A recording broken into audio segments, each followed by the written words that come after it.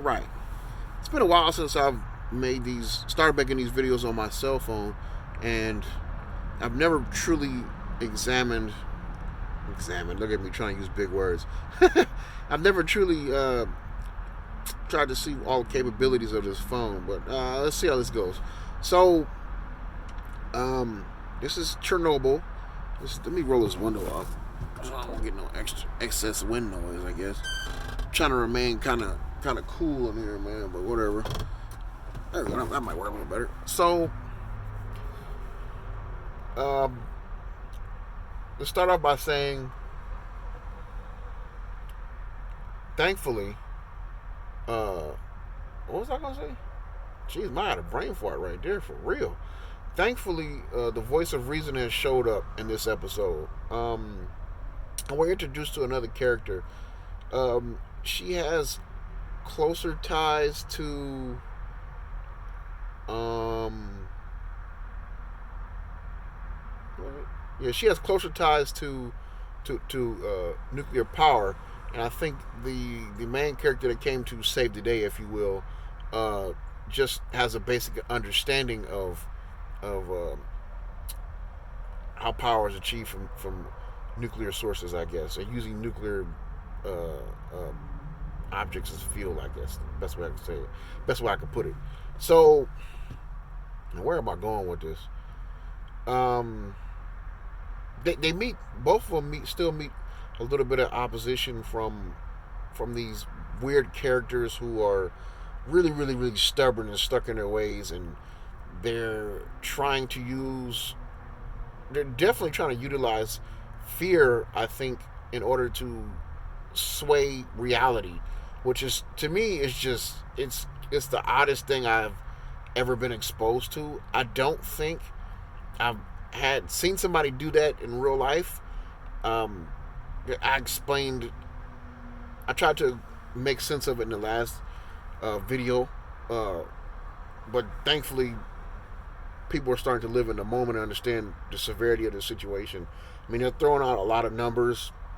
Uh, they're saying basically a large portion of Europe will be uninhabitable for like 100 years. They're saying, I'll get to it in a minute, but they're saying, uh, well, I guess I talked about it right now. So the initial character we're introduced to, that the savior, he's like, that's what I call him. Right? I guess that's a good name to have him. It's a good name to give that character. But anyway, his idea was to put two elements. Like his idea was to put like a raw element and sand on the fire, which would put the fire out, but the reaction of that would cause the sand to basically turn to molten glass.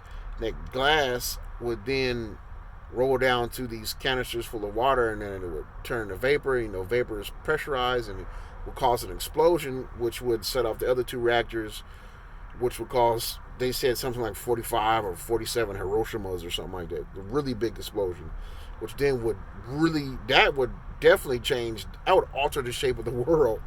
Like, I'm not even trying to, I'm laughing because it's such a massive event. And it happened before I was even born, and like nobody really even talks about it anymore, which I find super odd. It also brings up another question, but I don't think I'll ever get the answer to this question.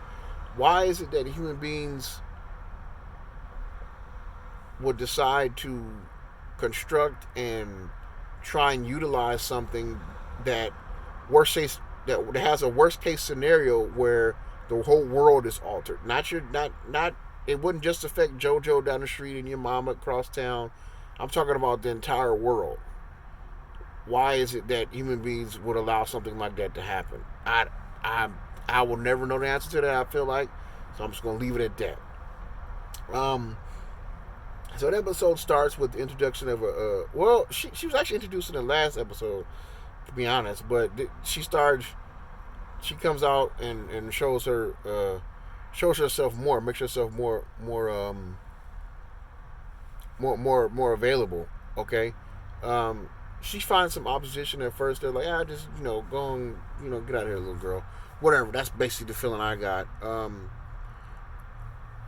her expertise allows her to get into the actual site, and she brings up an interesting point that, you know, that's a good decision. You made a great decision by putting the boron and the sand on there. I think it was boron, something like that. Oh yeah, and the codes they used was so good. I like that part too. So you made an interesting decision about doing that, but glass is gonna go down there, and so that's what I just explained. He's like, oh really?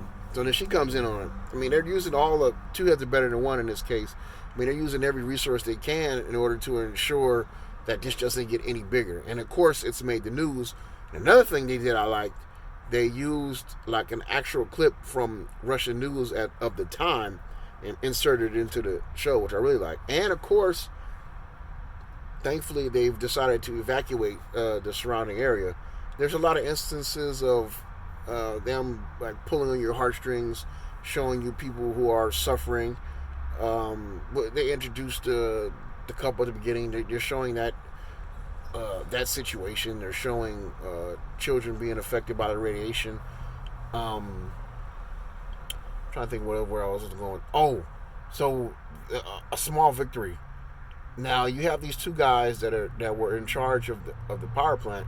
They're still sticking to their guns, which doesn't make any sense to me. It's obvious that the situation is way worse than what they're saying, but they're still trying to stick with that idea that it's a smaller issue that we're taking care of.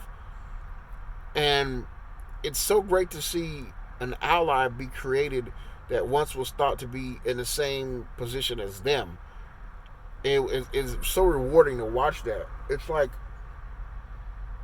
I feel like they're going faster than they should. They probably could have made more episodes of this, but just so far the structure, I'm liking the structure. I'm really getting into the story here, and I'm so interested to see what's going to happen next.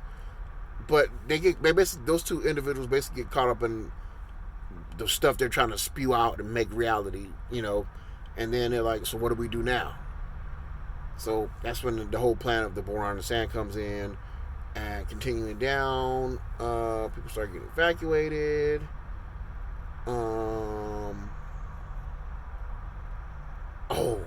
You get to see the end of this episode is very, very good. So I'm looking at three things when I'm watching. I'm looking at three things in this particular case that are drawing me in. So visually, what I'm hearing is it visually what I'm hearing, and of course the use of music. But that I guess that could just fall into visually. I mean, not visually, to what I'm hearing. I'm sorry. So as they're put into the situation, I should explain more. So they figured out the issue with the water. So now they need to get rid of the water. So how do they do that? They need volunteers. They need 3 guys to volunteer to go down there and release that water. They employ a tactic that was used earlier in the series, where they try to build up their belief in their country for patriotism and all that stuff to get some volunteers. They wind up getting some volunteers. Funny, which I thought was odd. They looked like they were some of the younger guys in that room. Which in my head, I'm thinking, you're young. You pretty much got your whole life ahead of you. Why doesn't an older guy take that chance? But they're the ones that stood up, and I'm glad that they did stand up, because if they didn't, the world would probably be a completely different place right now. So they did that after that speech, and they're put in a situation. It's a big dark room. The door's closed. You're hearing the door close. They're doing everything they can as visually and with the script to build, I guess, to build anxiety. Well, I feel like. So they're in there. They're in these suits. They look really foreign.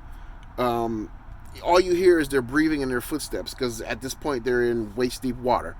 You hear their footsteps. They're down there. And another thing, you hear a device. The device is going off that's measuring the amount of radiation. It starts to go crazy the further down there they get, of course.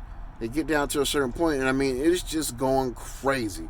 it's going off the rails. And that's all you're hearing at one point, because the footsteps and the splashing and the breathing is all cut out and overwhelmed by the sound of this device. And then that's the end of the episode. So now I'm really excited to see what's going to happen next.